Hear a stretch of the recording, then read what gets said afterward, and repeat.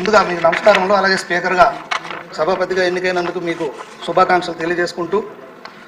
గౌరవ ముఖ్యమంత్రి నారా చంద్రబాబు నాయుడు గారికి, అలాగే ఉప ముఖ్యమంత్రి పవన్ కళ్యాణ్ గారికి, మంత్రులు లోకేష్ బాబు గారికి, అలాగే మా జిల్లా మంత్రి అచ్చెన్నాయుడు గారికి, ఇతర మంత్రివర్యులకు,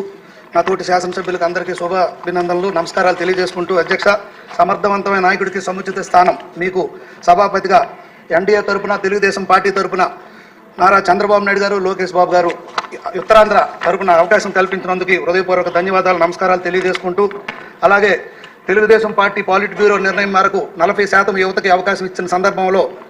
దాదాపు 175 మందిలో 88 మంది కొత్త సభ్యులకు, అలాగే యువతలో భాగంగా నాకు కూడా అవకాశం కల్పించినందుకు తెలుగుదేశం పార్టీకి, అలాగే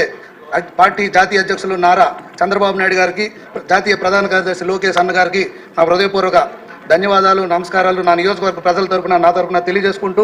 అలాగే జిల్లాలో స్వాతంత్రం వచ్చిన తర్వాత ఎప్పుడూ లేని విధంగా 52,521 ఓట్ల మెజారిటీతో నన్ను గెలిపించిన శ్రీకాకుళం నియోజకవర్గ ప్రజలకు కూడా హృదయపూర్వక ధన్యవాదాలు, నమస్కారాలు తెలియజేసుకుంటూ, అధ్యక్ష, నాకు రోడ్లు భవనాల తరపున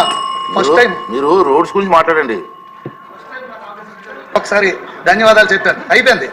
ఇంకా నెక్స్ట్ రోడ్లు భవనాలు తరపున నాకు మాట్లాడే అవకాశం కల్పించినందుకు ముందుగా మీకు ధన్యవాదాలు తెలియజేసుకుంటూ, అధ్యక్ష, రోడ్లు భవనాలు